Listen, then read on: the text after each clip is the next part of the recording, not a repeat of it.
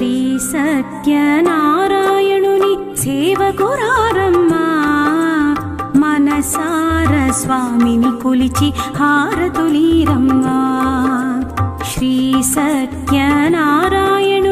సేవకురారమ్మా మనసార స్వామిని కొలిచి హారతులీరమ్మా నూచిన వారికి నూచిన ఫలము చూసిన వారికి చూసిన ఫలము నూచిన వారికి నూచిన ఫలము చూసిన వారికి చూసిన ఫలము స్వామిని పూజించే